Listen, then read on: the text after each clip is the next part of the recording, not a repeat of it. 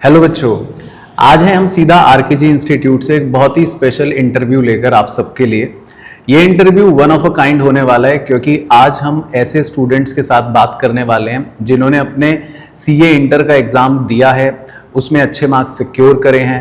और आज के इस पूरे इंटरव्यू में या आज की कह सकते हो आप पूरी बातचीत में हम सारे स्टूडेंट से जानेंगे उनकी स्ट्रेटेजी और सारे वो सवाल जो आप मुझसे पूछते हो, जो आपके मन में क्वेरीज होती हैं। और आज सभी बच्चे जो हैं, हमारे सभी स्टूडेंट्स आपके सारे सवालों के जवाब देंगे और आपको इस पूरे इंटरव्यू को देखने के बाद अपनी सीए की जर्नी को लेकर, अपनी सीए की प्रिपरेशन को लेकर बहुत सारे सवालों के जवाब मिलेंगे और बहुत सारी आपकी जो मन की कह सकते हैं क्वेरीज होती हैं वो रिजॉल्व हो जाएंगी। तो वीडियो पूरा एंड तक देखना और खासकर अपने सभी सीए फ्रेंड्स के साथ इसको ज़रूर शेयर कर देना। तो वीडियो शुरू करते हैं। तो सबसे पहले मैं इंट्रोडक्शन आप सबसे ही करवाना चाहूँगा। हमारे ऑडियंस वहाँ बैठी है, आपके जूनियर्स वहाँ बैठे हैं, तो अपने बारे में सबसे पहले बताओ विशाल भाई। Hello everyone, my name is Vishal and I am from Panipat, Haryana. I have done my schooling from also Panipat and firstly I have given my 4 attempts and this is my 5th attempt in which I passed my CA intermediate exams with exemption in accounts and this is also my pleasure to have this interview. चलो बहुत बहुत धन्यवाद विशाल भाई।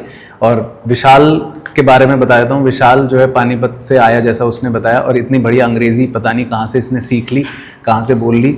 और हमारे audience में सब हिंदी भी जानते हैं विशाल भाई, तो आगे आप हिंदी बोलना मज़े से, कोई दिक्कत नहीं है, ठीक है। शिवम। हेलो एवरीवन, मैं नोएडा में ही स्कूलिंग वगैरह करी है। मैंने अपने फर्स्ट अटेम्प्ट पे CA foundation and inter pass करा है। इंटर में मेरे कॉस्टिंग एंड एफएमएसएम दोनों में एग्जाम्शन आई है एंड मैं बहुत खुश हूँ यहाँ पे आके सर के साथ। चलो ठीक है, बहुत बहुत धन्यवाद। शिवम का स्वागत करते हैं। अब बताइए साक्षी जी। हेलो एवरीवन, मैं यहीं पर मतलब नोएडा से ही हूँ। मैंने भी अपनी स्कूलिंग यहीं से नोएडा एजुकेशनल अकेडमी से करी है। मैंने अपने 4th अटेम्प्ट में फ्रॉम आरकेजी इंस्टीट्यूट से ही क्लियर करा है बोथ ग्रुप्स। मैंने फाउंडेशन भी पराग सर के गाइडेंस में ही की है। मैंने लॉ में अभी एग्जाम्शन ली है 60 से and I am just grateful that मुझे सर की गाइडेंस मिली, जिससे कि मैं अपने 4th अटेम्प्ट में सर की हेल्प के थ्रू ही सिर्फ निकाल पाई हूँ। क्योंकि मैं जस्ट भटक गई थी, मुझे नहीं पता था कि क्या गाइडेंस क्या मिलनी चाहिए। जो बच्चे ऑनलाइन की तरफ चले जाते हैं, पहले अपना पोटेंशियल हमें देखना चाहिए कि हम ऑनलाइन पढ़ सकते हैं या नहीं। तो मेरी तो यही आपसे ये रहेगी कि अगर आप पढ़ सकते हो तो प्लीज़ सर को ही रेफर कीजिए, सर ही सबसे अच्छा पढ़ाते हैं। चलो थैंक यू सो मच साक्षी। और हम कोशिश करेंगे कि पूरे इंटरव्यू में हम सारी बातें इस तरह से करें बच्चों को कि बेस्ट से बेस्ट गाइडेंस दे पाएँ। तो थैंक यू सो मच साक्षी। अब निशांत भाई बताओ अपनी पूरी। Hello everyone, my name is Nishant Sharma. I have recently cleared CA Intermediate Group 2 with exemption in cost and auditing with 68 marks. और मैं 11th क्लास से सर से ही पढ़ता हूँ और सारा मतलब सर के साथ ही 5-6 साल हो गए हैं। सर से एकदम घर जैसे बात है, यही चल रहा है, नॉर्मल है। ठीक है, अब अच्छा लग रहा है पास हो गया, सीए फाइनलिस्ट बन गए। मैं पिछले 2 अटेम्प्ट से 35 और 36 मार्क्स आए थे मेरे ऑडिट में और इस बार 68 आए हैं, तो काफ़ी खुशी है। ठीक है, फाइनलिस्ट भी बन गया। तो निशांत की कहानी जो है बहुत इंटरेस्टिंग है। 2 बार 30s में मार्क्स रहे एक सब्जेक्ट के अंदर और फिर बड़ा परेशान होता था और ये सोच रहा था कि ये मेरा आखिरी अटेम्प्ट है, मैं इसके बाद नहीं दूंगा और हाँ नहीं देने का। और फिर उसके बाद इस बार एग्जेम्पशन 68 मार्क्स आए हैं ऑडिट में, तो जानेंगे निशांत से भी। और आज के इंटरव्यू में सबसे खास बात यह है कि हमने एक ऐसे स्टूडेंट को भी बुलाया है जो फेल हुआ है। यस, हाँ, तो बताइए ध्रुव भाई अपने बारे में। हेलो एवरीवन, मेरा नाम ध्रुव है और मैंने स्कूलिंग नोएडा में ही करी है। मैंने पहला अटेम्प्ट था मेरा और मैं ग्रुप 1 में पास हूँ, लेकिन मेरा ग्रुप 2 में ऑडिट की वजह से रह गया। मैं शुरू से ही थ्योरी सब्जेक्ट्स में काफ़ी वीक था, इसलिए ऑडिट में रह गया। बट अकाउंट्स और कॉस्ट में मेरी एग्जाम्शन है, कॉस्ट में 92 या तो ध्रुव के कॉस्ट सब्जेक्ट के अंदर 92 मार्क्स हैं और ग्रुप 1 ध्रुव का क्लियर हो चुका है। तो जब मैंने ध्रुव को बोला कि आज आओ इंटरव्यू के लिए, तो ध्रुव ने कहा सर मैं तो फेल हो गया हूँ, मुझे क्यों बुला रहे हो। तो हमने सोचा कि थोड़ा सा कॉन्ट्रास्ट रहना चाहिए इस इंटरव्यू में, तो इसीलिए हमने ध्रुव को भी बुलाया है कि वो फेल हो गए फिर भी वो आज हमारे बीच आया है। चलो, तो मैं विशाल सबसे पहले तुमसे शुरू करना चाहूँगा। जो बच्चे हैं जूनियर जो ये वीडियो देख रहे हैं, तो उनको ये बताओ सबसे पहले तो कि तुम्हारी अपनी जो पर्सनल जर्नी रही उसमें कैसे कैसे मोड़ आए, कब तुम्हें लगा कि स्ट्रगल हो रहा है, कब कब वो लो वाली फीलिंग आई कि सीए मुश्किल है, तो और उसको ओवरकम तुमने कैसे करा? क्योंकि तुमने 4 बार तुम फेल हुए है ना, और 5वीं बार तुमने बोथ ग्रुप्स क्लियर करा, तो प्रॉब्लम वही आती है, बहुत सारे बच्चे 3 या 4 बार में सोचते हैं कि हमें क्विट करना है, तो सेम किताबें बार बार खोलना बड़ा मुश्किल हो जाता है, तो वो तुम ज़रूर बताओ बच्चों को कैसे ओवरकम करना है उस चीज़ को। सबसे पहले तो सर बात ये थी कि मैंने अपनी जो फाउंडेशन है वो आपके थ्रू की थी। जुलाई 21 में मैंने अपनी फाउंडेशन स्टार्ट की थी और मैंने फर्स्ट अटेम्प्ट में अपनी फाउंडेशन क्लियर कर ली थी। उसके बाद फिर कोविड का टाइम था तो मैंने क्लासेस देखी। आपकी क्लासेस जो थी वो जनवरी से स्टार्ट थी, मैंने आपसे पूछा था, बट उसके बीच में 4 या 5 महीने का गैप था उस टाइम पे। तो फिर पेरेंट्स ने बोला कि नहीं भाई अभी ऑनलाइन ही कर ले, 4 से 5 महीने क्यों बर्बाद कर रहा है। फिर मैंने बोला ठीक है, तो ऑनलाइन टीचर्स देखे। वैसे पापा ने पहले दिल्ली में भी पूछा था कि अगर कोई इंस्टीट्यूट अभी भी पढ़ा रहा हो तो अच्छी बात है, वहाँ पे जाके पढ़ लेना, पर मिला नहीं उसके थ्रू। फिर मैंने ऑनलाइन करी, पर मेरी बात ही थी सर, मैं हूँ विलेज से, मेरे पापा सर फार्मर हैं। मेन बात यह है कि खेती का काम भी करना पड़ता है, ज़्यादा नहीं करवाते थे, थोड़ा बहुत करना पड़ता था। पर मतलब कॉन्ट्रास्ट सर ये था कि कई बार ऐसा होता है कि जब मैं काम के लिए बैठता हूँ ना, उसी टाइम बोल पड़ती है कि भाई वो काम कर देता हूँ। तो फिर मैं उनकी भी गलती नहीं मानता, मैं अपनी गलती मानता हूँ सर मेनली। 4 अटेम्प्ट्स में जितनी भी हैं कि ऐसा नहीं था कि मैंने जिनसे क्लासेस ली थी पहले या जो मेरे टीचर्स थे उनकी गलती है, उनका पढ़ाना सर बहुत बढ़िया था सर। मैं अपनी गलती मानता हूँ सारी की, मैंने पढ़ाई नहीं की। मैंने लाइब्रेरी भी ज्वाइन की पर वहाँ पे भी पढ़ाई नहीं हुई मेरी, क्योंकि वहाँ पे ना एक मेन रीजन ये था कि मुझसे ना बिना बोले पढ़ा नहीं जाता। अब मुझे बोल बोल के पढ़ना अच्छा लगता है, तो वहाँ पे जाके थोड़ा बहुत बोला तो सामने वाले बच्चे ने कहा हुई शांत बात कर, तो ऐसे भाई कि यहाँ पर भी कैसे होगी पढ़ाई। पर फिर भी कि नहीं भाई चल एक बार कर, दोबारा करके देख। पढ़ाई करने का मन नहीं करता था सर वहाँ पे, पर फिर भी करी। पर लास्ट में तो ऐसा मतलब ऐसा नहीं था सर, मेरा छोड़ने का मन कभी नहीं आया सीए को। ठीक है, तुम्हारा ये था कि चाहे मैं फेल हो रहा हूँ या जो भी रीजन है मैं करता रहूँ। पापा ने बोली कि सर एक बार चीज पकड़ ली तो ना करके छोड़, मतलब ऐसा नहीं कि ना बीच में छोड़ी, करके ही छोड़ी ना बस। तो बस लगे रहे करने। तो बस हाँ लगे रहे। तो ऐसा कुछ बच्चों के मन में भी होता है कि हम 2 या 3 बार नहीं हुए, तो वो फीलिंग से कैसे ओवरकम करा? मतलब ये कैसे सोचा कि दोबारा करना है, तिबारा करना है, चौबारा करना है? सर सच्ची बताऊं तो ये फीलिंग मेरे मन में आई नहीं। मैंने बोला कि फेल हो गए देखी जाएगी, आगे देख लेंगे, अब की बार हो जाएंगे। मतलब मेरा ये था कि आप पढ़ेंगे तो पास होंगे, बस हम पढ़ ही नहीं रहा हूँ, पढ़ नहीं रहे थे। तो तुम्हें कहीं ना कहीं ये रियलाइजेशन था कि मेरी अपनी वजह से नहीं हो रहा क्लियर, अब मैं जब पढ़ूंगा अच्छे से तो मैं कर पाऊंगा। हाँ, और इसीलिए सर मैंने ऑफलाइन क्लासेस चुनी अब की बार।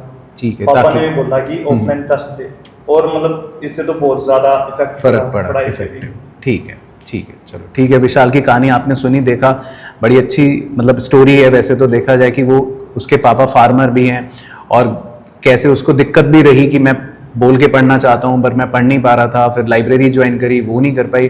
पर एक चीज़ अच्छी थी कि विशाल का क्लियर था कि मुझे तो करना तो यही है, तो चाहे 4 बार फेल हो रहा है, चाहे 3 बार फेल हो रहा है, पर आगे बढ़ता रहा। अच्छा, कॉन्ट्रास्ट टू दिस, अब शिवम भाई आपने तो पहली बार में ही क्लियर कर लिया, तो अब कुछ बच्चे जो हैं वो भी ये सपना देखते हैं कि हम भी पहली बार में सीए फाइनलिस्ट बन जाएं, तो उनके लिए क्या गाइडेंस दोगे आप? अपनी जो भी लर्निंग है अपने जूनियर्स को बताओ। सर मतलब कंसिस्टेंट रहना चाहिए। मतलब जैसे मेरा जैसे ही फाउंडेशन क्लियर हुआ था उसके बाद मैंने क्लासेस ज्वाइन कर ली थी अपनी। जब क्या मतलब रिजल्ट आया तो उसके बाद तुरंत ही कि वेस्ट नहीं करना है टाइम।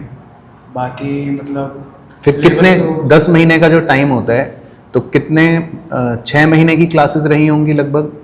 नहीं सर, मेरा थोड़ा लंबा खिंच गया था, मेरी मार्च के मिड तक खत्म हो गई थी क्लासेस। मतलब ठीक है, तो 8 महीने की क्लासेस रही। हाँ। और कितना टाइम मिला रिवीजन के लिए? लास्ट का मतलब 45 डेज ऑलमोस्ट। ऐसे ही कुछ थे सर, 45 डेज। तो फिर कैसे वो कर आप मैनेज की? क्लासेस चल रही हैं, फिर घर जाके कितना पढ़ते थे जब क्लासेस चलती थी? सर मैंने अपनी लाइब्रेरी भी लगा रखी थी, तो मैं उसके साथ शाम को थोड़ी 1-2 घंटे के लिए क्लासेस के बाद चला जाता था कि थोड़ा बहुत तो सेल्फ स्टडी हो जाए। फिर लास्ट में थोड़ा और करा, थोड़ा और पुश करा अपने आप को कि 8-9 घंटे दिन के निकालूं या फिर ट्राई करूं करने की। तो 8-9 घंटे जो पढ़ रहे थे वो कोचिंग को के अलावा लास्ट के जो 45 डेज थे अच्छा उसमें पढ़ रहे थे। ठीक है, बाकी तो कोचिंग के बाद 1-2 घंटे की सेल्फ स्टडीज होती थी और तो ज़्यादा कुछ नहीं करता था। तो जब कोचिंग चल रही होती है उस समय का शेड्यूल बताओ अपना, कि कोचिंग करी, लगभग 6-8 घंटे कोचिंग में चले गए, घर पहुंचे, थक गए, उसके बाद कितना पढ़ते थे, क्या पढ़ते थे?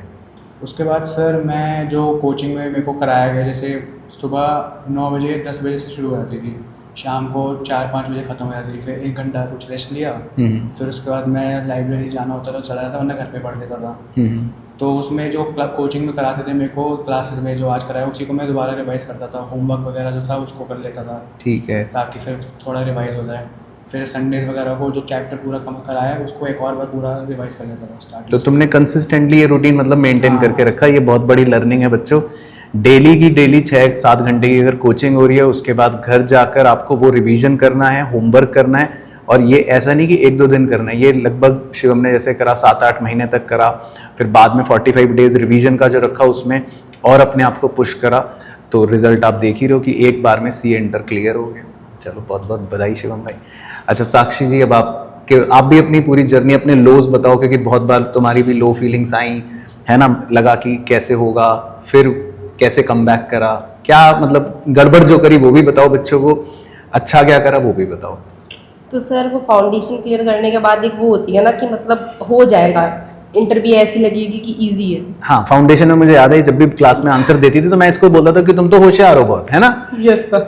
तो फिर उसके बाद क्या हुआ, वो डाउनफॉल कैसे आ गया फिर? सर वो फाउंडेशन जो 12th के बाद, हम अब तो खैर बहुत लेवल हो गया, जिस टाइम पे मैंने की थी उस टाइम पे 12th का ही कंटेंट आता था और थोड़ा सा और एक्सटेंड कर कर उसको हमें पढ़ना पड़ता था, तो उसे पढ़कर ऐसा लगता था कि इंटरव्यू हो जाएगी। तो फर्स्ट अटेम्प्ट में जैसे मेरी फाउंडेशन क्लियर हुई तो फिर मैंने इतनी सीरियसली नहीं लिया अपने फर्स्ट अटेम्प्ट को, ये मैं मानती हूँ। तो मैंने इतने जो फोकस्ड स्टडी होती है और कंसिस्टेंट स्टडी होती है वो मैंने नहीं की। फैमिली फंक्शन में जाना, ये सब चीज़ करनी, ये सब मतलब बहुत अवॉइडेंस की अपनी पढ़ाई को लेकर। तो फर्स्ट अटेम्प्ट में इसलिए फेल हुई, सारी गलती उसमें मेरी थी। ठीक है। बट सेकेंड अटेम्प्ट में जब पापा ने कहा कि बेटा फर्स्ट अटेम्प्ट अच्छा नहीं है तुम्हारा, मतलब फेल हो गए हो आप, पापा मतलब बहुत ज़्यादा फोकस्ड है, मेरे को सीए बना के छोड़ेंगे वो बहुत ज़्यादा फोकस्ड है। हाँ। तो जब उन्होंने कहा कि बेटा अब नेक्स्ट टाइम में, अब तो तुमने जो कर लिया सो कर लिया, क्योंकि हम अपनी पास्ट मिस्टेक से ही सीखते हैं, आगे फ्यूचर में हमें नहीं रिपीट करनी है वो। तो मैंने अगले अटेम्प्ट में फिर पढ़ाई की कि चलो अब की बार निकालते हैं। सर वो 2 ग्रुप्स का जो फोबिया होता है ना वो था, अच्छा, बन कि गया कैसे था, होगा, फिर कैसे होने के बाद होगा। तो बन गया था कि मुश्किल है। मुश्किल है, अब सिंगल ही देते हैं। सिंगल दिया सर, उसमें मेरे टैक्सेशन की वजह से रह गया वो ग्रुप मेरा। अच्छा, मुझे बहुत दुख हुआ सर उसमें, मतलब मैंने काफी पढ़ाई की तो थी। सिंगल देने में मैं यहाँ पे तुम्हें रोकूं क्योंकि बच्चे ऐसा सोचते हैं, तो ये रिस्क मुझे भी बहुत लगता है कि आप तैयारी करने के लिए टाइम लेते हो, फिर उसके बाद आप सिंगल ग्रुप देते हो, और एक सब्जेक्ट में अगर बाय चांस फेल हो गए तो आपको लगता है कि गया ग्रुप 1 भी गया Exactly. और इतना टाइम दिया, मैं 2 भी नहीं कर 2 पाया। भी नहीं कर हाँ, तो फिर क्या फीलिंग आई तुम्हारे मन में? एग्जैक्टली सेम यही फीलिंग थी कि फेल होने के बाद ऐसा लगा कि भी तो सेकंड भी पढ़ा है और फर्स्ट भी रह गया।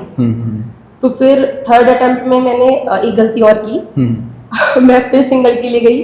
मैंने कहा अब तो मई 2024 चल रहा है कि मतलब 3 सब्जेक्ट हो गए हैं हाँ। सेकंड ग्रुप में, तो अब तो निकल जाएगा, कॉस्ट फर्स्ट ग्रुप से सेकंड ग्रुप मैं में आ आ गया, गई है राइट cost। राइट। तो मुझे लगा मैं कर लूंगी। तो सर उसमें ऑडिट में मेरे को पटका अच्छे से ही। अच्छा। उसमें मेरे ऑडिट में 1 नंबर से मतलब मैं रह गई। अच्छा, 39 आए। एग्जैक्टली। ओह अच्छा। मुझे उसमें बहुत दुख हुआ कि ये मतलब सर मेरा तो उस अटेम्प्ट में था कि नहीं तो मैं- करनी, अच्छा, नहीं करनी, सर हाँ। नहीं करनी। हाँ हाँ हाँ, बट पापा ने पुश करा फिर पुश करा कि सीए बेटा तुझे बनना ही है, हाँ। तुमने एक वो उठाया है अपनी फैमिली के लिए और अपने लिए कुछ सोचा है तो करो। तो मेरे पापा का बहुत बड़ा रोल है इसमें। ठीक है, बहुत अच्छी बात। मैं अपना इतना नहीं मानती जितना मैं पापा को मानती नहीं, हूँ। सही बात है, तो ये बहुत जरूरी है सभी के लिए, सबके। अगर आपको फैमिली वाले सपोर्ट करते हैं इतना Exactly. तो आप कभी हार नहीं मानते। विशाल के लिए भी देखो ये बहुत बड़ी वो रही, उसके भी पापा ने उसको पूरा यस, किक बीइंग करना अ है। गर्ल तो सब यही कहते हैं कि मतलब अब हो गया, अब बहुत ज्यादा हाँ। नहीं, अब छोड़ दो। छोड़ दो, मत करो, ये वैसे भी इसमें कुछ रखा नहीं है। हाँ। लेकिन पापा का मुझ पे बहुत अच्छा कहते हैं वो तरह से ट्रस्ट Support था, हाँ। सपोर्ट एंड ट्रस्ट था। फिर मैंने ये तो सोचा वहां से कि कैसे फिर हाँ पिक करा कि हाँ 3 जी। अटेम्प्ट भी हो गए और एक भी ग्रुप क्लियर नहीं हो रहा, Clear अब क्या होगा?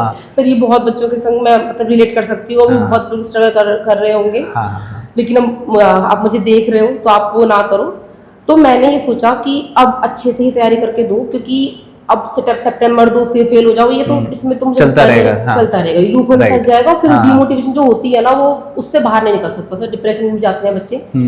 फिर मैंने पापा से कहा पापा मुझे तैयारी करनी है अच्छे से, मुझे नहीं देना ग्रुप, मैं अच्छे से ही प्रिपरेशन करके दूंगी। सर मैंने आपका साथ छोड़ दिया था उस टाइम पे, मैंने ऑनलाइन का सहारा लिया था। फिर मेरे को अकल आई कि हाँ, नहीं, ये भी बच्चों को बता देना, बच्चा सोचा कहीं मेरी वजह से फेल हो गए। नहीं एग्जैक्टली नहीं सर। सर ने मुझसे शुरू में कहा था कि मतलब कि offline पढ़ना। ऑफलाइन पढ़ना है, उसमें काफी इंटरेक्शन होती है और मतलब ज्यादा से ज्यादा आप लोग इंगेज रहते हो। घर में बहुत सारी चीजें हम ऐसे नहीं, सारे सब्जेक्ट पे हम फोकस नहीं करते, हम कुछ अपने सेलेक्टेड सब्जेक्ट्स को पढ़ते हैं, जैसे कुछ अकाउंट्स फेवरेट अकाउंट्स को पढ़ रहे हैं, उसमें कॉस्टिंग फेवरेट तो कॉस्टिंग पढ़ रहे हैं। सीए इंटर ने मुझे एक चीज सिखाई है कि सर सारे ही सब्जेक्ट इक्वली इंपॉर्टेंट है, अगर आपको निकलना है तो एवरीथिंग इज इम्पोर्टेंट। राइट, मैं भी यही बोलना चाहूंगा कि सीए इंटर के अंदर, अभी ध्रुव से भी पूछेंगे, उसने भी यही गलती करी कि एक सब्जेक्ट है जो पसंद है वो तो पढ़ लिया बहुत ज्यादा, उसको तो हम मान लेते हैं कि ये 300 नंबर का पेपर है, और जो हमको अच्छा नहीं लग रहा या जो हम नहीं पढ़ रहे वो हम सोचते हैं 40 नंबर का, ये छोड़ देते हैं। बट अल्टीमेटली 6 पेपर हैं और सारे ही 100 मार्क्स ईच के हैं, तो पास तो आपको उसमें भी 40 लाने हैं और उसमें भी लाने हैं। तो मतलब तुम्हारी देर में ही आंखें खुल गई कि मुझे सारे पढ़ने अच्छे से पढ़ेंगे। एग्जैक्टली। अच्छा, तो फिर फिर उसके मैंने ज्वाइन किया आपके पास, अगस्त में इतने स्टार्ट हो गया था बैच। तो क्लास लेते लेते तो कॉन्फिडेंस आया कि हाँ ठीक है, थोड़ा सा पढ़ रखा है और जो जो न्यू अमेंडमेंट्स आई हैं, चीज़ें आई हैं, वो भी कवर हो रही हैं क्लास में। तो पढ़ते पढ़ते मेरा जो कॉन्फिडेंस था वो बूस्ट हुआ।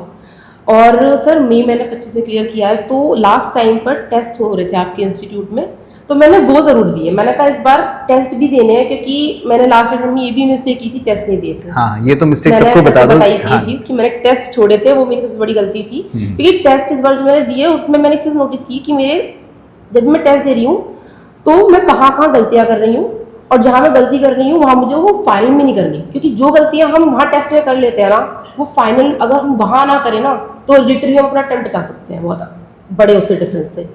तो मैंने देखा कि मेरे 60+ आ रहे हैं, अकाउंट्स में मैंने दिया, लॉ दिया, मैंने ऑडिट दिया, 60+ में तो मेरे आ रहे थे। तो मैंने कहा सर वो कॉन्फिडेंस बूस्ट हो गया कि राइटिंग प्रैक्टिस तो अच्छी हो रही है। हाँ जी, तो मुझे लॉ लिखने आ तो गया। इस ड्यूरेशन में कई बार मन में ऐसा आया कि यार कहीं मैं बोथ ग्रुप देकर गलती तो नहीं कर रही, एक दे दूं, ये थॉट हाँ, सर, आया? फिर वो कैसे मन को पक्का करा कि नहीं अब तो दोनों ही देने? हाँ सर, वो आया था, तो उसमें मैं मम्मी को कहूंगी अपनी, मेरी मम्मी आप की तरह सोचती हैं। उनका ये था राइट फ्रॉम द बिगनिंग कि बोथ दे। तो फिर आपकी बातें मेरे को समझ में आई कि सर भी कहते हैं कि बोथ देने से सेटअप का बेनिफिट मिलता है, और वो मेरे को मिला है। वो तुम्हें मिला है? वो मुझे मिला है। एक बार अपने मार्क्स भी बता दो साक्षी बच्चों तो को। मेरे 316 मार्क्स है, फर्स्ट ग्रुप में मेरे 169 है, एंड सेकंड ग्रुप में मेरे 147 है। तो लिटरली अगर मैं सिंगल देती तो शायद मैं ना निकल पाती। हाँ। बोथ की वजह से ही निकली हूँ मैं, थैंक्स टू सर और मम्मी। और मम्मी। अच्छा, बिल्कुल आपकी तरह सोचती हैं। तो लास्ट में फिर क्या, लास्ट का और बताओ, फिर मैं तुम्हारे पास वापस पूछूंगा तुमसे कि फिर लास्ट में जब अपनी तैयारी कर ली, टेस्ट हो गए, तो जो लास्ट के वो जो प्रेशर डेज होते हैं एग्जाम से पहले, तो वो कैसे मतलब मैनेज करे, क्या स्ट्रेटेजी वगैरह रखी उस समय, किन बातों का ध्यान रखा? सर मेरे जो वीक सब्जेक्ट्स थे उस पर सबसे ज़्यादा फोकस था मेरा, जैसे कि मेरे टैक्स वीक है तो मैं सबसे ज़्यादा टैक्स पढ़ रही हूँ। अच्छा। क्योंकि मुझे पता था कि आपने अकाउंट बहुत अच्छी पढ़ा रखी थी, तो अकाउंट्स में जो चीज़ मेरी थोड़ी स्ट्रॉन्ग, कुछ चैप्टर्स ऐसे होते हैं जो स्ट्रॉन्ग होते हैं, उन्हें बस एक बार देख लो ना एग्जाम से पहले तो वो हो जाते हैं। जो कंसोलिडेशन है और जो हाँ जी, ये मुझे चैप्टर है थोड़े है ट्रिकी, तो इन पर थोड़ा फोकस ज़्यादा टाइम देना मेरे को। जैसे लॉ सर, जैसे टैक्स में भी, डीटी में भी कुछ चैप्टर्स हैं जो काफ़ी वास्ट है और कॉम्प्लेक्स है। तो मतलब हर सब्जेक्ट में जो ज्यादा कॉम्प्लेक्स Complex मुश्किल चीजें उन पे फोकस ही ज्यादा पहले करा। हाँ जी, ठीक। फिर मैंने पढ़ाई करी और मतलब थोड़ी सी और कॉम्प्लेक्सिटी को देखा, तो मेरे को लगा कि हाँ ठीक है, मेरे को अब हो जाएगा। टेस्ट के थ्रू से मेरा कॉन्फिडेंस जो बूस्ट हो गया था ना, तो उससे कॉन्फिडेंस आता है, उससे आ रहा था कि अब तो निकल जाए। तो टेस्ट में बेसिकली बड़ा इंपॉर्टेंट टूल है बिल्कुल सही सीए की तैयारी के लिए। टेस्ट। चलो ठीक है साक्षी, बहुत अच्छा लगा जानकर। आई होप बच्चों आपको भी साक्षी की कहानी से कुछ तो लर्निंग मिली होगी, कुछ गलतियां जो नहीं करनी वो भी बताई साक्षी ने, और जो करना है पॉजिटिव वो भी बताया। तो निशांत भाई आपसे भी जानते थे, तो साक्षी की कहानी सुन के मुझे थोड़ी थोड़ी तुम्हारी भी कहानी लग रही थी, है ना? तो तुम भी अपनी कहानी पूरी बताओ, लोज हाईज, क्या विचार आए छोड़ने के, ये वो सब क्या था? शुरू जब करा था तब तो सोचा था कि सब कुछ अच्छा है, कि झंडे गाड़ देंगे। पढ़ाई में तो कभी कमजोर था ही नहीं, स्कूल टॉपर सब कुछ। अच्छा। फिर अब फाउंडेशन में आपके साथ ज्वाइन करा मैंने, वो भी निकल गया, फर्स्ट अटेम्प्ट में निकल गया। फिर दोस्त बने यहाँ पे, तो सर ऐसा लगता है ना कि जहाँ से पढ़ रहे हैं तो बेकार ही मानते हैं उसको। घर की मुर्गी दाल बराबर, वो वाली बात है कि ऑनलाइन लेंगे, टाइम बचेगा, टाइम पे कंप्लीट करेंगे क्लासेस को। पर हम कभी ऑनलाइन का था नहीं ऐसा कि ऑनलाइन में कैसे अडेप्ट करते हैं उसमें। तो ऑनलाइन ले ली, आपको छोड़ दिया, ऑनलाइन ले ली, और उसमें 12 घंटे की क्लासेस होने लगी ऑनलाइन में। सबसे बड़ा एक ड्रॉबैक ये होता है सर कि 12 घंटे की क्लास देख लेता है, फिर जैसे 1 घंटे का 3 घंटे का एक भी लेक्चर मिस करा वो बैकलॉग बनता गया, 2 क्लास दिन में छोड़ दी 2 क्लास का बैकलॉग हो गया, 6 घंटे का बैकलॉग कैसे पूरा होगा। तो ऐसे करते करते नवंबर अटेम्प्ट में 8 सब्जेक्ट कर लिया, ऐसे ही 8 सब्जेक्ट पढ़ लिए। ओल्ड सिलेबस का अटेम्प्ट था वो, उसमें करा। फिर बीच बीच में बड़ी दिक्कत आती थी। फर्स्ट अटेम्प्ट था वो, आपने शुरू से बोला था फर्स्ट अटेम्प्ट में बहुत देना चाहिए, तो बहुत दिया मैंने, बहुत दिया। और बड़ी बीच में बहुत लगता था कि पराग सर के पास चले जाए, फिर लगता था किस मुंह से जाए कि सर से क्लास तो ली नहीं है। गाइडेंस की प्रॉब्लम आ रही थी, ऑनलाइन वाले जो टीचर थे कि फेमस मार्केटिंग देख के हमने कर लिया, और वो तो बस ऐसे ही समझते, उनको तो क्लास का करना है, बस हो गया। कुछ ऑफलाइन ले ली थी, एक सर मैंने ऑफलाइन ले ली थी कॉस्टिंग की क्लास, वो उन्होंने 2012 के लेक्चर दे दिए 2022-23 में। वो ऐसे ही, वो तो कुछ समझ ही नहीं, 4 घंटे की क्लास होती थी सर वो। हाँ, चलो ठीक है, मैं समझ गया कि मतलब कुछ पोर्शन तो ये हो गया कि क्लासेस में तुम्हें लगा कि बैकलॉग इकट्ठा हो गया या वो रह गया, लेकिन मान लो एक दिन की क्लास मिस भी हुई फॉर एग्जांपल ऑनलाइन में, तो अगले दिन वो तो तुम्हें ही कवर करनी है, उसमें तो टीचर की गलती नहीं है। टीचर की गलती नहीं है, पर सर 12 घंटे की क्लास में वो फिर कहाँ से एक और का टाइम निकालो, वो प्रॉब्लम आ जाती है। तो 12 घंटे रोज क्लास होती थी हाँ, ऑनलाइन, हाँ ओके, सर, अच्छा। वो बड़ी प्रॉब्लम। तो वो कुछ अगर बैकलॉग कंसिस्टेंसी हाँ, अगर छूटी तो बैकलॉग बिल्कुल, इकट्ठा होना बिल्कुल, शुरू हो गया। बिल्कुल सर। और कुछ हम फिर पढ़ने में, अब आपके पुराने तरीके थे कि मतलब एक बार नोट्स बनाओ, सही बार करो, नए नए टीचर मिले हो, नए तो अलग 4 पैटर्न हो जाता है, हाँ, राइट, रंगीन राइट। अलग अलग किताबें दी उन्होंने। हाँ। तो ये रिवीजन इससे करो, पढ़ो उससे, तो वो भी बहुत दिक्कत हुई। तो मतलब थोड़ा अडेप्टेबिलिटी हाँ, में शुरू में प्रॉब्लम आ गई। तो ठीक फिर है। मैंने बहुत ग्रुप अटेम्प्ट करा नवंबर 23 में, और वो फेल हो गया मैं। दोनों में फेल हो हाँ, गए, ठीक है। फिर उसके बाद मेरे जो दोस्त थे वो भी फेल हो गए जो हम साथ में थे। ठीक तो है, हमने फिर सोचा कि अब क्या करें, अब तो फिर सर को फिर कहीं आना था जो हमारे पास था। ठीक है। फिर हम पराग सर के पास दोबारा आए। तो उसके बाद सर आपसे गाइडेंस ली, फिर आपने बोला टेस्ट यहाँ पे दो, फिर हमने टेस्ट दिए, और फिर आपने यूट्यूब पे लेक्चर डाल दिए थे, पूरा फ्री डाल दिया था। हाँ, वो वाले पूरी प्लेलिस्ट फॉलो करी। न्यू सिलेबस आ गया था नवंबर 24 में। हाँ, फिर मई 24 में, मई 24 फिर ग्रुप 1 दिया मई 24 में, अच्छे से करा सब कुछ। तो वो वाला डिसीजन, हाँ वो बताओ फिर कैसे सोचा कि अब मैं खाली ग्रुप 1 देता हूँ, हाँ, क्योंकि सर। दोनों में तो फेल हो गए, दोनों पढ़ भी लिए थे। तो हम जब टेस्ट देने आते थे बहुत परेशान रहते थे, कंफ्यूजन में कि डिलेमा रहता था हाँ। कि दोनों दे दें, एक फिर से याद नहीं हो पाएगा, एक बार कभी फेलियर देखा था एकदम से फेलियर देख लिया सर, तो लगता था अब तो कुछ हो ही नहीं पाएगा। तो बहुत डिलेमा रहता था। तो ऐसे ही फिर एक दिन मैं, मेरे दोस्त दोनों हम यहाँ पे आए थे, राहुल नाम है उसका, आया नहीं आज में सर, आज नहीं आया। तो हम दोनों यहीं पे रहते थे कि सोचते रहते थे कि क्या देना है क्या देना है। तो आप उस दिन टेस्ट दिया था हमने, फिर पराग सर के पास, अब हमने पूछा सर समझ नहीं आ रहा सर कि क्या करें, आपसे पूछा था मैंने कि दोनों दे दे या दे दे। तो आपने बोला था फिर कि बच्चे थोड़ी हो, एक बार डिसीजन लो और फिर उसके बाद लग जाओ उसी चीज में लग जाओ। तो सर हमने उसी दिन फिर आज दोनों में बैठ के सोच लिया कि एक ही देते हैं, और फिर इस पे 100% देते हैं, जो होगा देखा जाएगा। फिर मई 24 में दिया सर, और हो गया सर वो क्लियर वो क्लियर हो गया, ठीक है। 170 मार्क्स आए थे, और टैक्सेशन में एग्जामिशन आई थी सर 62 मार्क्स। ठीक है। फिर उसके बाद ग्रुप 2 की तैयारी की, अपने किस्से सुनाओ। फिर हम खुश हो गए सर कि अब तो हो ही जाएगा, कि लग गया कि पास तो हो ही जाएंगे, कि हो जाते हैं तो हो ही जाएंगे। फिर ग्रुप 2 शुरू करा, पढ़ना शुरू करा। तो कुछ क्लासेस खरीदी, कुछ नहीं खरीदी, कैसे मतलब पुराना था तो हो गया, उससे करा। तो फिर ऑडिट सर, ऑडिट में मैंने तैयारी करी, वो ऑडिट बेकार मतलब। हाँ, ऑडिट में बताओ तुम, क्योंकि ऑडिट में मुझे लगता है बहुत सारे स्टूडेंट्स फेल होते हैं, है ना, और ध्रुव भी अपना एक्सपीरियंस शेयर करेगा। तो ऑडिट में तुम फेल हुए, तो जब पहली बार फेल हुए तो तुम्हारी एक्सपेक्टेशन क्या थी, मार्क्स कितने, मतलब क्या वो मेंटल अपना है वो बताओ, तो क्या सर, विचार थे? 2 महीने मिले थे उस टाइम पे। ये सितंबर वाली स्कीम तभी आ गई थी कि 3 बार हो दे गया। सकते हो, हमने हाँ। नवंबर का सोच के बैठा था कि नवंबर ऐसे होगा, तो अच्छा। दिक्कत नहीं आएगी। तो टाइम हो गया कम। हाँ, टाइम कम हो गया। फिर ऑडिट की क्लासेस मैंने पुरानी पढ़ी हुई थी, वो कुछ था नहीं, तो मैंने नोट्स ऐसे ही कहीं से किसी टीचर के प्रिंट करा के नोट्स पढ़ना स्टार्ट करा। तो कुछ खास ज़्यादा याद आया नहीं, रिवीजन वीडियो देखता था किसी की यूट्यूब पे, तो ज़्यादा याद रहता नहीं था। तो एग्जामिनेशन हॉल में मतलब ये है कि लर्निंग उतनी लेवल पे नहीं थी। हाँ जी सर। तो मैंने डिसाइड करा था, जो सितंबर अटेम्प्ट दिया था कि 2 सब्जेक्ट अच्छे से करता हूँ, इनमें एग्जामिनेशन का करूंगा, और तीसरे में 40 ले आऊंगा। 40, या फिर नहीं भी आएंगे तो चलेगा ऑडिट। अच्छा, एग्जामिनेशन का मेन ट्राई किया था मैंने। ठीक है। क्योंकि फिर ऑडिट में 2-4 चैप्टर पढ़ के गया मैं, स्टार्टिंग के जो इजी वाले होते हैं वो पढ़ के गया, और बाकी 2 सब्जेक्ट अच्छे से करे, और उतने अच्छे से नहीं करे होंगे, प्रैक्टिस कम थी। तो फिर मैं उसमें 35 मेरे ऑडिट में तब भी आ गए, मैं 2-3 चैप्टर बिना, में 30, अच्छा, ठीक है। मेरे लगा वाह 40 मार्क्स, 45 फर्स्ट में आए थे, 40 आए थे एफएमएसएम में। अच्छा, तो वो फेल हो गया। वो फेल हो गया, अच्छा। उसके बाद फिर मैं जनवरी अब की बार मतलब कॉस्टिंग ऑडिट तो अच्छे से करना है, बाकी मैं प्रैक्टिस करनी है बाकी 2 सब में। तो मैंने तो इस बार क्या करा ऑडिट में कि 68 आ गए? हाँ सर, अभी जनवरी बचा है ना। अच्छा अच्छा, हाँ जनवरी की कहानी, हाँ सॉरी, हाँ जनवरी में सर मैंने सोचा एक क्लास लेता हूँ, हाँ। वो अच्छे से करूँगा रिवीजन। तो मैंने कोई यूट्यूब पे देखा, अच्छे टीचर है मैं बोलूँगा नहीं, पर मेरा रिवीजन कम रहा होगा। तो क्लासेस मेरे को क्लासेस भी खत्म करनी थी, फिर रिवीजन भी करने थे। तो मेरे 2 मतलब एक रिवीजन क्लास के साथ और एक खुद का रिवीजन सेल्फ रिवीजन ऑडिट में, मेनली ऑडिट का बता रहा हूँ, बाकी दोनों तो प्रैक्टिस ही चल रही थी। वो तो तुम पास भी हो चुके थे। पास तो उसमें तो स्कोर भी बढ़ा रहा था बस। ठीक है। तो उसके बाद मेरे को ऐसा था कि फिर मैंने क्लासेस खरीदी, हाँ। करी मतलब तो ट्रिक्स वगैरह उन्होंने तो याद करवाई। तो एक चीज वहाँ पे मैं अपने नोट्स नहीं बनाए। वो सर ऐसे बोलने लगे कि जैसे जहाँ से मैं बता रहा हूँ वहाँ से पढ़ो, वो मतलब जैसे नोट्स है या फिर पीडीएफ दे रहा हूँ शॉर्ट फॉर्म बना के, ऐसे मतलब अलग अलग 2-3 चीजें जहाँ मैं बता देती। ठीक है, मतलब खुद के लिखाई नहीं करी? लिखाई नहीं करी। अच्छा। उसके बाद तो मैंने वैसे करा, तो मेरे को लगा पिछली बार बिना पढ़े 35 आ गए थे, इस बार तो पढ़ के जाऊंगा तो 40 तो एक्सपेक्ट कर ही सकता हूँ। तो ऐसे करा मैंने, फिर मतलब पढ़ा मैंने अच्छे से, फिर मैं पेपर देने गया। और जनवरी 25 का पेपर बहुत टफ था सर, ऑडिट का स्पेशली। और तो मतलब किस्मत ने वहाँ भी साथ नहीं दिया। तो उसमें भी उसमें कितने 36 था? हाँ, फिर 36 है, एक नंबर बढ़ गया। तो मेरे को लगा ग्रोथ तो हो रही है। हाँ, चलो सही बात है। तो फिर 58 कॉस्ट में आए और 50 आए एफएमएसएन में। अच्छा। फिर सर मेरे को लगा कि मतलब 100% ही दे रहा था।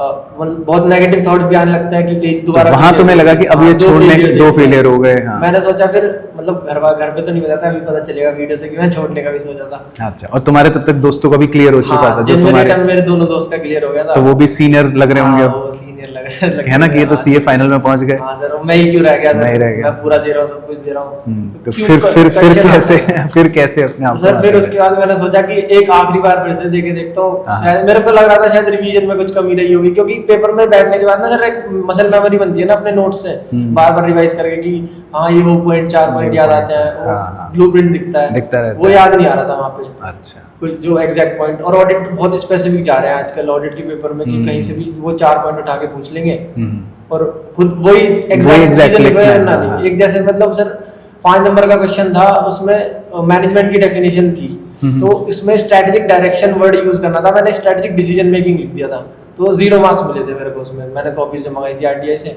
अच्छा। तो फिर मेरे को समझ आया कि मतलब मेन लैंग्वेज बिल्कुल सेम होना चाहिए, कीवर्ड सेम होना चाहिए। हाँ, तो सर फिर मैंने दोबारा इस बार स्टार्ट करा और फिर ऑडिट में मैंने मेन फोकस रखा। तो सुबह उठ के सर 4 बजे उठ के 2 घंटे पहले ये वाला तुम बच्चों को अच्छे से होता कि अब जो 68 है उसमें क्या था, रोज 2 घंटे ऑडिट। 2 घंटे ऑडिट पढ़ता था, मतलब मैंने ऐसे बना रखा था 2 घंटे पुराना जो 2 दिन पहले पढ़ा है वो रिवाइज करना है और फिर अगले 2 घंटे नया जो पढ़ना है, मतलब जो आगे का सिलेबस। तो मतलब डेली 4 घंटे ऑडिट। तो नींद नहीं आई, बोरिंग नहीं लगा? सर नींद तो उड़ गई थी ना सर।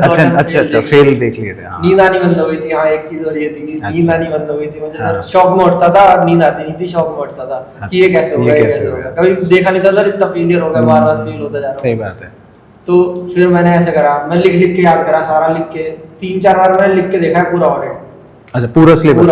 पूरा सर हाथ से लिख के देखा सर। इस बार सोच लिया था कि अगर ये बेस्ट देना है यहाँ पे फिर भी नहीं आता तो बस ठीक है। तब तक सारे इतनी बार लिख के कीवर्ड्स याद हो गए होंगे सब? सर एकदम सर, रात को भी नींद में वही चलता रहता था। मतलब कोई 2 बजे उठा के पूछे क्या है तो डेफिनेशन। अच्छा, सब याद है एग्जैक्ट, मतलब टू द पॉइंट। जैसे चैप्टर रिस्क असेसमेंट वाला, इंटरनल कंट्रोल वाला टफ जाता है, वो मैंने 4-5 बार रट लिया था उसको। बिल्कुल एकदम डिट्टो एक चीज याद हो गई, 2 कहाँ है या कॉमा कहाँ है, वो रटा था मैंने, प्रॉपर रटा था। अच्छा। फिर इस बार अटेम्प्ट करा और मतलब पेपर या इजी था या मुझे लगा, कुछ भी कह सकते हैं, कुछ भी कह सकते, लेकिन नहीं, हार्ड वर्क तो है। 4 घंटे डेली पढ़ रहे हो ऑडिट, उसने 4 घंटे पूरे 6 महीने में नहीं पढ़े होंगे ऑडिट। मेन ऑडिट ही पढ़ा था सर। और फिर इस बार ऐसे करके फिर एमसीक्यू में देखा था मेरे 28 मार्क्स। मैंने घर पे आके जो चेक करा था, एक एमसीक्यू गलत हुआ था सिर्फ। अच्छा। 28 एमसीक्यू में थे और बाकी जो उसमें थ्योरी है। हाँ, तो 68 मार्क्स ऐसे आए थे। तो बच्चों को क्या टिप्स देने, मेन ओवरऑल विजडम? हाँ, कि अपना ना जो क्लासेस होती है वो सोच समझ के लेनी चाहिए।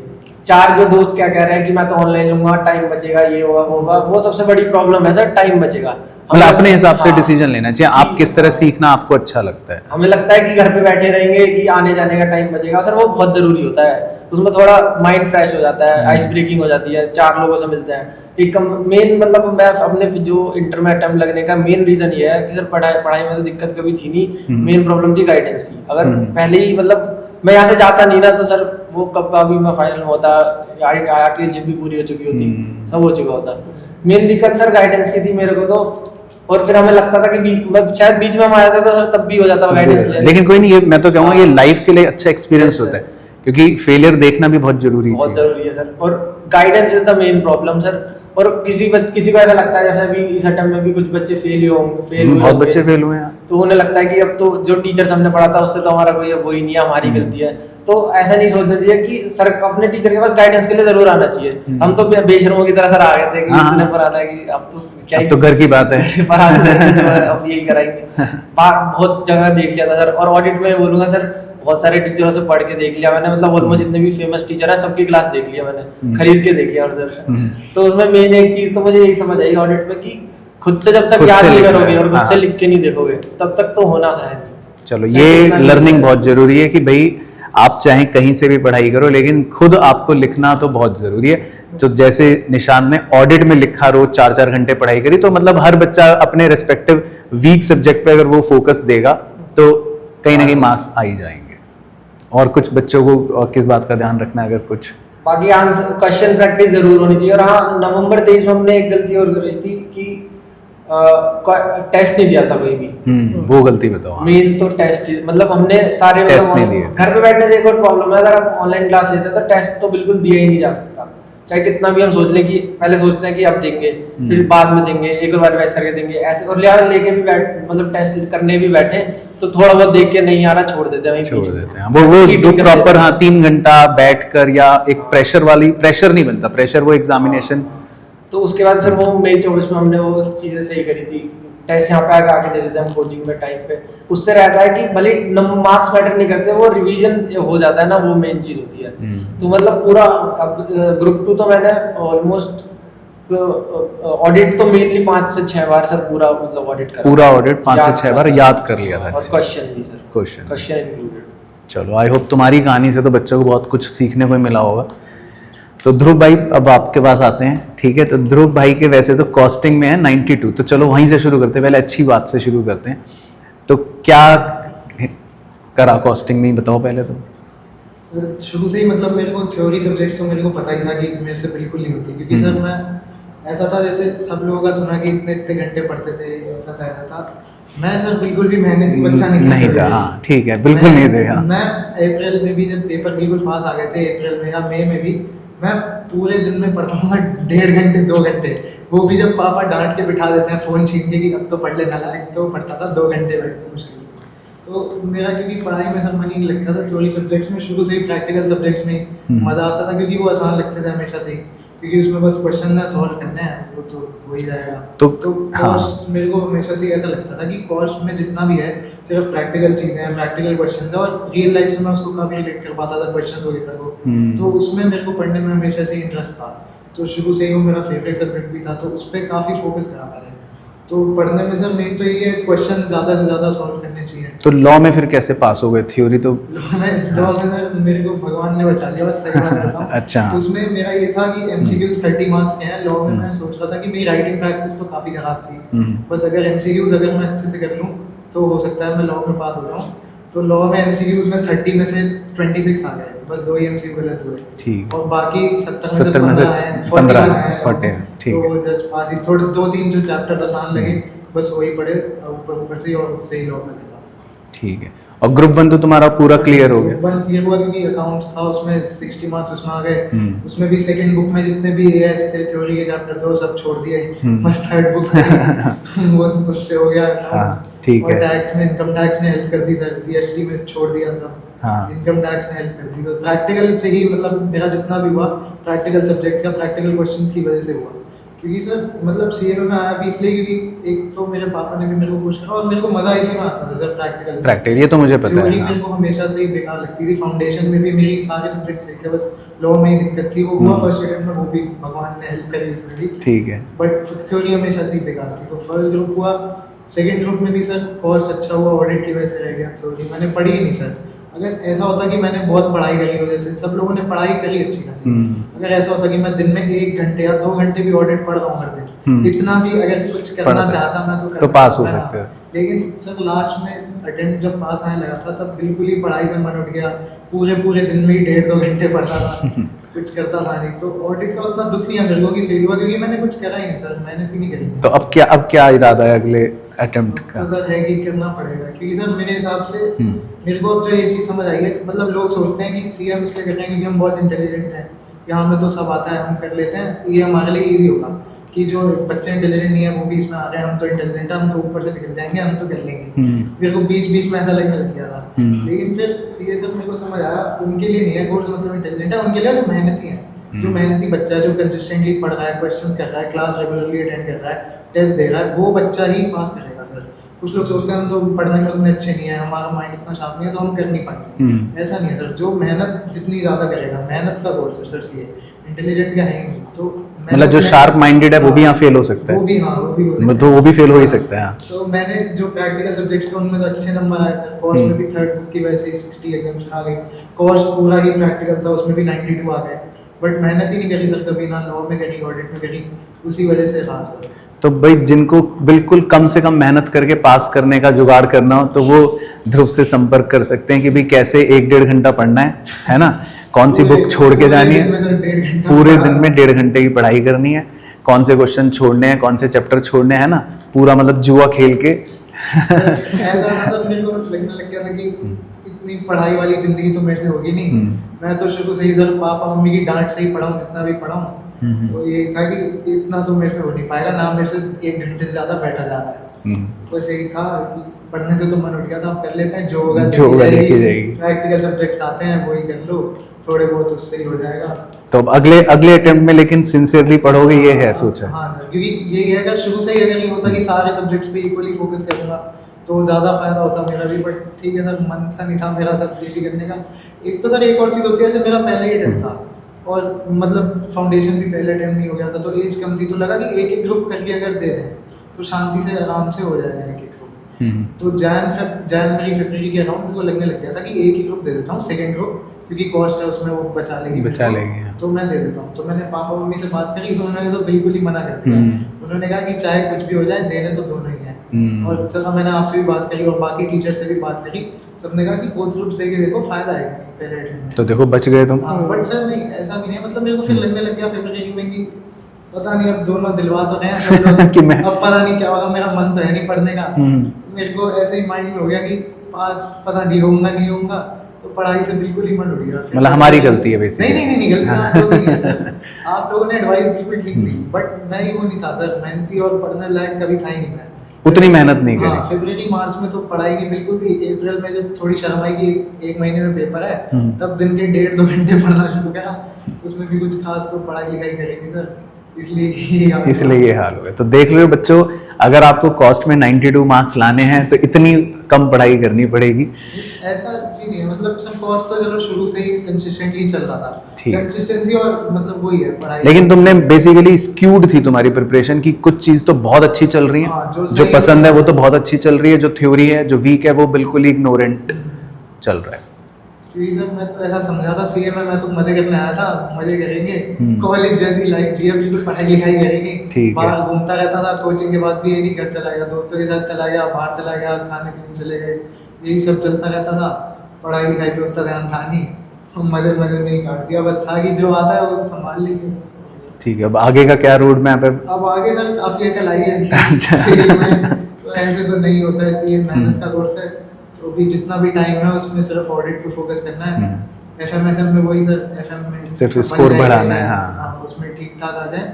ऑडिट में सर वही है, थ्योरी की प्रैक्टिस करनी है, लिखने की, जैसे भैया ने बताया कि लिखने की प्रैक्टिस करी इन्होंने, तो मैंने भी यही सोचा कि अब लिख के प्रैक्टिस करूंगा। एक तो लिखता था नहीं, मैं कॉपी नहीं लाता था। हाँ, कुछ नहीं, एक ही कॉपी में सब हो जाता था, एक कॉपी में कैलकुलेटर में 6 सब्जेक्ट हो जाते थे। हाँ, तो वही है कि ऑडिट और मेहनत करनी है सर, बस बेसिकली अगर अच्छे से मेहनत से पढ़ाई करें, दिन में अब 3-4 घंटे ऑडिट पढ़ें तो हो सकता है। ठीक है, तो उम्मीद है, चलो बढ़िया है। तो ठीक है, आपने देख लिया बच्चों, ध्रुव की कहानी भी सुन ली आपने। तो हर किसी की अपनी अपनी कहानी होती है, अपने लोज अपने हाईज होते हैं। तो ऐसा करते हैं, एक बार विशाल तुमसे वापस से शुरू करते हैं। अब तुम ये बताओ, देखो बच्चे बहुत सारे देख रहे होंगे वीडियोस को, तो हो सकता है कोई फाउंडेशन की तैयारी कर रहा हो, कोई इंटर की कर रहा हो, तो कुछ ऐसी बातें बताओ कि जो तुम्हें लगता है कि बच्चे को कि यार ये गलती तो बिल्कुल मत करो और ये चीज़ों पे ध्यान रखो, तो एटलीस्ट आप चाहे फाउंडेशन हो इंटर हो क्लियर कर लोगे। सबसे पहली चीज़ तो सर वही है, कंसिस्टेंसी होगी एक तो। रोज पढ़ना है। रोज रोज पढ़ना है। हालांकि संडे का रेस्ट ले सकते हैं, मतलब संडे का मैं ऐसा करता था कि 11-12 बजे तक पढ़ ले जितना पढ़ना है, उसके बाद रेस्ट आज का। हालांकि लास्ट के 1-2 मंथ्स में तो पढ़ना ही है, तो पढ़ना ही है, तो छोड़ना नहीं है मुझसे। नहीं तो ऐसा था कि छुट्टी लेनी है। और उसके बाद सर अभी भी सर मैं मानता हूँ मेरी गलती रही है कि एक्सरसाइज नहीं करी मैंने, मतलब हेल्थी रहना चाहिए सर। उसके साथ साथ वो चीज़ थी कि कर भी नहीं पाया, एक बार स्टार्ट करिए फिर दोबारा था कि अब पढ़ाई करें, इसमें कराए, इसमें टाइम निकल जाएगा, इसमें टाइम निकल जाएगा, एक्सरसाइज करेंगे तो पढ़ाई का टाइम निकल जाएगा। फिर ऐसा रहता था अभी बीच में, मतलब 10-12 दिन हुई फिर छोड़ दी, 10-12 दिन हुई फिर छूट गई, 10-12 दिन हुई फिर छूट गई, ऐसा होता रहा। तो हेल्थी में रहना सर अच्छी बात है, बहुत जरूरी, मतलब एक बैलेंस करके बैलेंस रहेगी सर, माइंड भी सही रहेगा सर, चलो, ये दिन की बहुत- जो भी स्ट्रेस हो वो सर सारी निकल जाएगा। हाँ, ये बहुत जरूरी बात है सीए स्टूडेंट्स के लिए कि खाली पढ़ाई नहीं करते रहनी, अपनी सेहत का भी ध्यान रखना है। 15-20 मिनट 20 मिनट कुछ करते रहना, माइंड उससे फ्रेश रहता है, बहुत जरूरी है। शिवम भाई आप बताइए कुछ, बच्चों को क्या करना है क्या नहीं करना, और लास्ट जो ये लास्ट का 1 महीना होता है वो कितना माइंडसेट का गेम कितना बड़ा है, वो कुछ बताओ। सर वैसे तो मतलब वही सब लोग यही बोलते हैं, कंसिस्टेंसी डिसिप्लिन रखना चाहिए। बीच में लोगों को लगता है नेगेटिव थॉट्स आते हैं कि कैसे करें ये करें, मेरे को भी आए थे बीच में अपनी इसमें। तुम्हें भी लग रहा था मैं फेल हो जाऊंगा? हाँ सर, हाँ। कि बहुत ज़्यादा है, मतलब सिलेबस तो ईजी है लेकिन वास्ट बहुत ज़्यादा है, तो वो हो नहीं रहा था। लेकिन फिर मैं टीचर से, पेरेंट्स से, अपने फ्रेंड्स वगैरह से, सीनियर से बात करता था कि मतलब कैसे करो, तो वो थोड़ा मोटिवेट करते थे कि हाँ हो जाएगा, ये सब मत करो, फोकस करो अपनी स्टडीज़ वगैरह पे। तो वो सब उनसे बात करके, मतलब ये मेरे को ये लगता है कि दूसरों से बातचीत करो, अपने मन हल्का thoughts होता है, रहता हाँ, है। वो बताओ लोगों को कि कैसे करना है, तो उससे थोड़ी हेल्प मिलती है। बाकी लास्ट के मंथ में तो मॉक ही सबसे ज़्यादा इंपॉर्टेंट होते हैं। मैंने जितने पेपर हो सकते थे मैं उतने लिखता था, जितने ट्राई कर सकते थे। और जैसे थ्योरी वाले सब्जेक्ट्स हैं उनको मैं, जैसे भैया ने बोला कि लिख के करो, मैं भी वही लिख के करता था लास्ट के टाइम पे। और जो लास्ट के एग्ज़ाम के बीच में जो 1.5 दिन मिलता है उसमें ज़्यादा और मेहनत करनी चाहिए, मैंने उसमें ज़्यादा और करा था थ्योरी वाले सब्जेक्ट में। ये इम्पोर्टेंट बात है। ये सब करता था मैं। तो बेसिकली आपको बच्चों मतलब लिखने की प्रैक्टिस करके लिखना बहुत इंपॉर्टेंट है, जो शिवम ने भी बोला, क्योंकि राइटिंग प्रैक्टिस बच्चे जनरली इग्नोर कर देते हैं, और लास्ट में जो एफर्ट डालना है वो राइटिंग पे ज़्यादा डालना है, सो दैट वो 1.5 दिन आप अच्छे से अपनी तैयारी कर पाओ। ठीक है साक्षी, तुम भी कुछ बच्चों को बताओ अपनी तरफ से, जूनियर्स को किन बातों का ध्यान रखना है, तुमने कैसे करा, कोई लो मोमेंट आया हो वहाँ से कैसे ओवरकम करना है, क्योंकि बहुत सारे बच्चे तुम्हारी तरह होते हैं जो 2 अटेम्प्ट 1 अटेम्प्ट में भटक गए, फेल हो गए, समझ नहीं आया कैसे करना है, तो किन बात का ध्यान रखें? सबसे पहली चीज़ तो कि सारे सब्जेक्ट इम्पोर्टेंट है, सब पे फोकस रखना है। जैसे ध्रुव ने बताया, अगर आपका प्रैक्टिकल अच्छा है तो ज़रूरी नहीं है कि थ्योरी को इग्नोर कर दो, थ्योरी भी इक्वली इम्पॉर्टेंट होती है। फाइनल्स में तो और ज़्यादा थ्योरी है, तो उसी अकॉर्डिंग अपने आप को प्रिपेयर करो कि थ्योरी भी वीक ना छोड़ो और प्रैक्टिकली भी वीक ना छोड़ो। दूसरी चीज़ सर, टेस्ट इंपॉर्टेंट है, वो तो मेरी मस्ट है, वो तो मेरी प्रायोरिटी सबसे पहली थी। तीसरी चीज़ सर, जो अभी विशाल ने बताई कि exercise and mindfulness is very important, क्योंकि सर पढ़ते फिर चीज़ें हम लगते हैं भूलने। तो अगर हम मेडिटेशन नहीं करते हैं तो उससे एक तो डिमोटिवेशन रहती है, और हम प्रोक्रेस्टिनेशन बहुत करते हैं कि चीज़ों को प्रायोरिटी पे नहीं रखते। फिर हम अगर जितने ज़्यादा हम अनहेल्दी रहेंगे ना, और जितने ज़्यादा अपनी रूटीन में चीज़ों को नहीं लाएंगे, उतने ज़्यादा ही हम कॉम्प्लेक्स सिचुएशन को टैकल नहीं कर सकते। और सीए में बहुत ज़्यादा क्रिटिकल एंड कॉम्प्लेक्सिटी है, आपको बहुत ज़्यादा सोचना पड़ता है, और चीज़ों को टैकल करते वक्त आप बिल्कुल इग्नोरेंट नहीं रह सकते।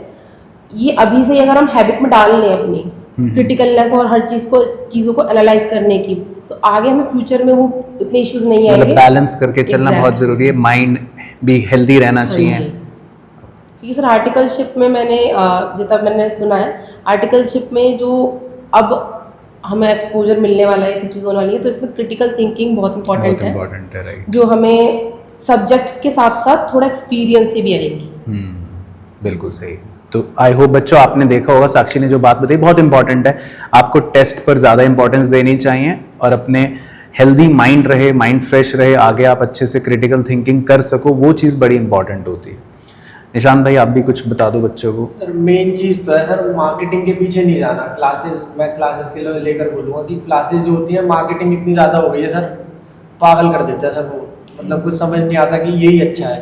अब नहीं अच्छे तो चलो सब है, नहीं मतलब अच्छा तो है, मतलब तो ऐसा रहता है कि मार्केटिंग कर दी कि हम 4 बुक दे रहे हैं, 5 बुक दे रहे हैं, तो जो पढ़ने का तरीका बचपन से आया है कि वो एक चीज़ में से बार बार पढ़ना, उसका रिवीजन होना, मेमोरी बनना, वही है।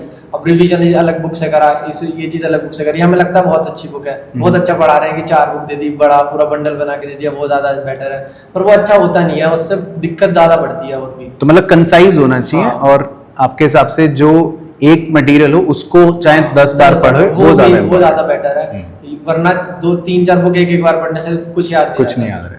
और दूसरी चीज़ ये है कि सर टेस्ट तो ज़रूरी देने चाहिए, मतलब मेन तो टेस्ट है ही।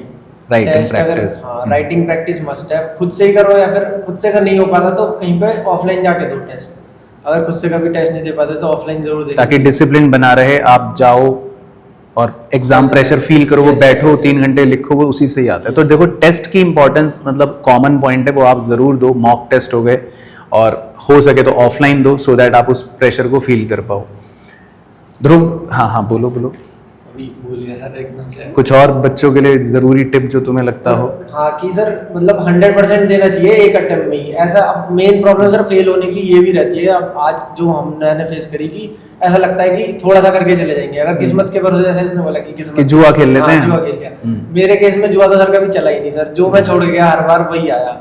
जुआ खेलना बहुत रिस्की हो जाता है, और अटेम्प्ट अभी जो लग रहे हैं, जो कि अभी ये 2 चैप्टर छोड़ देते हैं या फिर अगली बार दे देंगे, ढंग से नहीं हुआ, और ये 3 अटेम्प्ट जो हो गए उसकी वजह से ऐसा लगता है कि दोबारा तो आ जाएगा, इससे अटेम्प्ट बहुत ज्यादा बढ़ जाते हैं। फिर बार बार वो नेगेटिविटी और 1-2 बार में अगर नेगेटिविटी आ रही है तो फिर डिसाइड कर लो कि लास्ट अटेम्प्ट कब देना है, और उसमें 100% देने के बाद कुछ और सोचो, अगर सोच रहे हो तो जो भी लास्ट अटेम्प्ट मन में सोचो तो उसमें 100% जरूर दो, ताकि बाद में रिग्रेट ना हो कि मैं छोड़ भी रहा हूँ और उधर मन कर रहा था कि यार मैं काश और मेहनत कर लेता।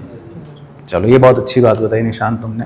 तो ध्रुव तुम भी कुछ बच्चों को काम की बात बता दो अपने हिसाब से। काफी चीजें सर गलतियां बताने के लिए, अपनी गलतियां बताने के लिए हैं।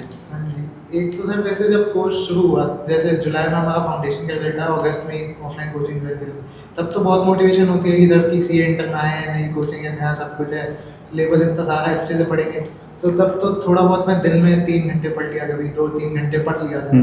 तो तब तो शुरू में था भी, लेकिन बीच बीच में जैसे जैसे चलता गया तब ऐसा लगने लग गया था यार कि सारा दिन कुछ हो ही नहीं रहा, सिर्फ सुबह कोचिंग जाओ, शाम को 2-3 घंटे पढ़ा, ना कहीं दोस्तों के साथ घूमने के टाइम, मतलब मेरे को तो ऐसे मजे करने में ज़्यादा मजा आता है कि मैं तो कुछ कर ही नहीं रहा, ना मैं दोस्तों के साथ घूम रहा हूँ, ना मैं मतलब ऐसे मस्ती कर रहा हूँ, ऐसे गेम में मैं खेलनी छोड़ दी है बीच बीच में। तो वो मेरे को पता नहीं सर क्यों पढ़ाई से बोर हो गया, मैंने अपना मन उठा लिया पढ़ाई से कि ये चीज़ मेरी, मतलब मैं जो मजे करके आया हूँ अभी तक वो रुक गए सारे एकदम से। तो अब तो मैं उसी को ही करूँगा, पढ़ाई से मेरा मन उठ गया। जैन फिर में वही बात हो गई कि मैंने सोचा कि इसी चक्कर में कि एक ही ग्रुप ले लेते हैं, इतना पढ़ नहीं पाऊंगा तो। बट फिर पापा ने भी कहा, मम्मी ने भी कहा, और सबने कहा कि 2 दे दे, तो दोनों का वो रजिस्ट्रेशन भी हो गया। तो था कि अब पढ़ाई से बिल्कुल ही मन उठ गया सर। तो यही है कि पढ़ते पढ़ते लोगों का मन उठ जाता है, बोर हो जाता है। तो ये तो सबसे बड़ी बात है कि लगे रहो पढ़ाई में, ये नहीं कि बाकी चीज़ें छूट रही हैं तो छूटने तो सर उन चीज़ों को। जैसे मैंने अभी तक पढ़ाई छोड़ के जो भी करा, मैं अपने दोस्तों के साथ घूमा, गेम में खेली, उसका कोई फायदा थोड़ी हुआ सर। उसका फायदा मतलब फोकस बहुत इंपॉर्टेंट है, और पढ़ाई पे नहीं लगा तो फोकस कर रहा होता तो हो सकता है मैं पास जाता है। लास्ट में अप्रैल में भी आके बहुत ही मन उठ गया पढ़ाई से, 1.5 घंटा ही दिन में पढ़ाई होगी, इससे ज़्यादा तो शुरू में ही हो जाती थी। तो वही बात है, इसी से लोग सर डिमोटिवेट हो जाते हैं लास्ट में कि पेपर भी बहुत पास आ गए हैं, ना सिलेबस कंप्लीट हुआ है, ना कुछ हो रहा है, ना मॉक टेस्ट में नंबर आ रहे हैं, तो पढ़ाई छोड़ दो सर। तो वो एक तो फोकस रहना है सर, मन नहीं उठाना है पढ़ाई से। और सर एक तो ये कि जैसे भैया ने भी और दीदी ने भी कहा कि रिवीजन बहुत इंपॉर्टेंट है। लास्ट में रिवीजन के लिए लोग सोचते हैं 1 महीना छोड़ेंगे, 1.5-2 महीने छोड़ेंगे, तो एक अच्छा खासा टाइम है कि आप सोच के चलो कि मार्च मिड तक अगर आपका सिलेबस खत्म हो रहा है तो लास्ट के 1.5 महीना आप रिवीजन कर रहे हो। अब सर मैं तो पढ़ता ही इतना कम था, 3 मई को पेपर है, 2 मई तक सिलेबस ही नहीं खत्म हुआ हमारा। तो एक वो सबसे बड़ी दिक्कत है सर, सिलेबस टाइम से खत्म करना बहुत जरूरी है। सिलेबस टाइम से खत्म करके रिवीजन टाइम पे शुरू करनी चाहिए सर, तभी है। तो मतलब तुम्हारी तरह पढ़ाई ना करनी, बिल्कुल नहीं। तो ध्रुव से ये सीखना है कि आपको क्या नहीं करना है बेसिकली। सर एक फर्स्ट ड्रॉप मेरे को उतना वैसे दुख भी नहीं है कि मैं फेल हुआ, क्योंकि फर्स्ट ड्रॉप पास हुआ सर, पहला ही अटेम्प्ट था, तो उस चीज़ की छोटी सी खुशी है कि चलो एक ग्रुप पास निकल हुआ। गया। और सेकंड ग्रुप में सर एक सब्जेक्ट में अच्छे नंबर आए, एग्जाम्ट हो गया, अब तुम्हें सिर्फ 2 पेपर्स की तैयारी हाँ करनी। जी। उसमें भी सर जैसे लोग सोचते हैं कि जैसे जब मेरे 92 आए एक सब्जेक्ट में, तो बहुत लोगों ने तारीफ करी कि ठीक है अच्छे मार्क्स हैं, और सर देखा जाए तो है तो फेल ही वो। तो उसमें मेरे को है कि उसमें 92 की जगह 72 भी होते, और ऑडिट में अगर 40 प्लस होते तो फायदा ही होता सर। सही बात है, तो वही बैलेंस जो नहीं बनाया। सारे सब्जेक्ट्स में एक तो पढ़ाई में बैलेंस है। चलो, तो तुम्हारी कहानी से बच्चा ये तो समझ जाएगा कि ऐसा ना हो कि एक सब्जेक्ट को आप बहुत अच्छा करना शुरू कर दो और एक को इग्नोर कर दो, वो नहीं करना, बैलेंस करके चलना है। हाँ जी, और एक चीज़ और हाँ बिल्कुल, बोलो सर, बोलो। जैसे लोग सोचते हैं कि जब मतलब रिवीजन का टाइम आता है या एक बार लोगों का सिलेबस खत्म हो जाता है, तब सर लोग क्या करते हैं, यूट्यूब पे जैसे जो कोर्स चलते हैं 1 महीने का 1.5 महीने का क्रैश कोर्स ले लो या ऑनलाइन कोचिंग ले लो, इसमें वो एक्स्ट्रा क्वेश्चंस करा देंगे, प्रीवियस ईयर करा देंगे क्वेश्चंस, ये सब करा देंगे। लोग वो सब ले लेते हैं, खुद से सर फोकस ही नहीं करते पढ़ाई करने पर, और बुक को नहीं पढ़ते सर।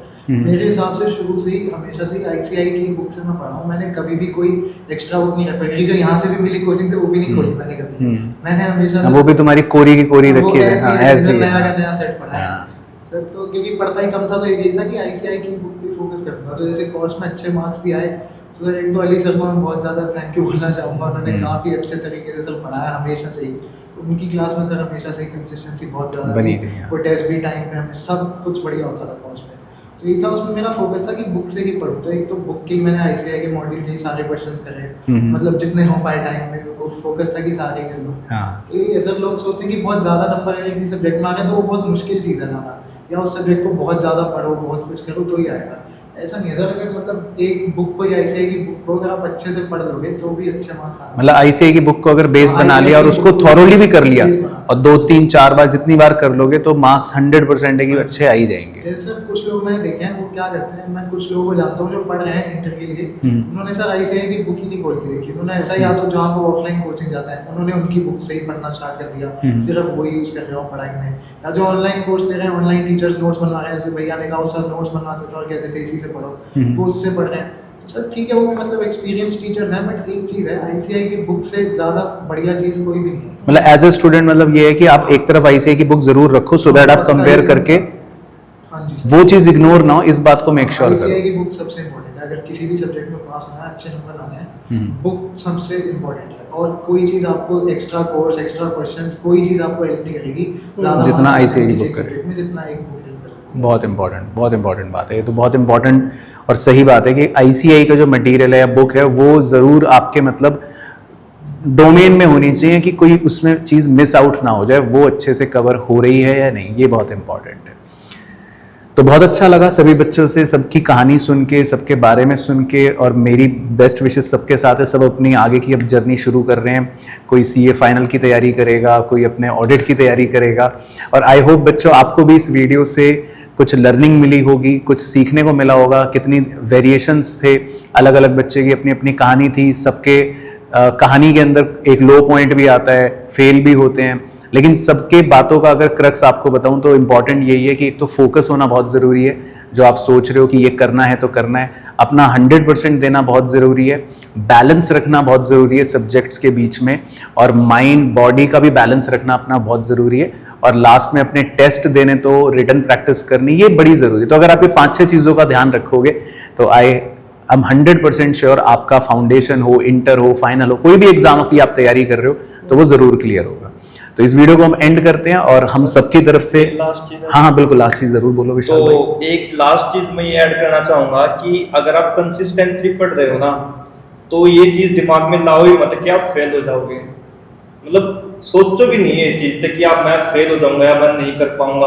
आप क्वेश्चंस भी कर रहे हो, क्वेश्चन प्रैक्टिस भी कर रहे हो, कंसिस्टेंटली भी पढ़ रहे हो, फिर भी आप ये सोच रहे हो कि मैं तो यार फेल हो सकता हूँ। अगर नहीं कर रहे हो तो जरूर सोचो कि मैं फेल हो जाऊंगा, फिर कोई प्रॉब्लम नहीं है। पर अगर आप कर रहे हो ना, फिर नहीं सोचो बिल्कुल भी, एंजाइटी ना हो दिमाग में थोड़ी सी भी कि मैं फेल हो जाऊंगा। अगर लाओगे तो भी मोस्ट ऑफ द चांसेस है कि आप फेल हो जाओगे। ये बहुत बड़ी बात है, फियर ऑफ फेलियर नहीं होना चाहिए, राइट।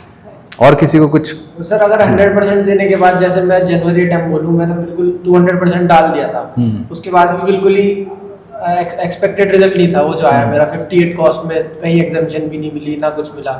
तो अगर इतना और 100% देने के बाद भी अगर नहीं आता फेवरेबल रिजल्ट तो एक अटेम्प्ट और देना चाहिए अच्छा सर। ठीक है, तो मतलब आपको 100 वाले 2 अटेम्प्ट देने हैं। हाँ सर। ठीक है, जिसमें आप 100% दो, अगर बाय चांस एक में ना भी हो तो एक और देना चाहिए। ठीक है, ये भी बहुत ज़रूरी है, मतलब हार नहीं माननी है। तो ठीक है, तो बड़ा अच्छा लगा बच्चों, और कोशिश करूंगा कि कुछ और बातें अगर अधूरी रह गई होंगी तो हम दोबारा से इन बच्चों को लेकर आएंगे आपके बीच में। और आपको भी बहुत बहुत बेस्ट विशेस मेरी तरफ से भी, हम सब बच्चों की तरफ से भी। आपकी भी जर्नी अच्छी रहे, जो लर्निंग आपको इस वीडियो से मिली हो वो ज़रूर आप अप्लाई करना अपनी प्रिपरेशन में। And all the very very best मेरी तरफ से और हमारी पूरी टीम की तरफ से। तो मिलेंगे आपसे नेक्स्ट वीडियो में, तब तक अपना ध्यान रखना, मस्त रहना और स्वस्थ रहना।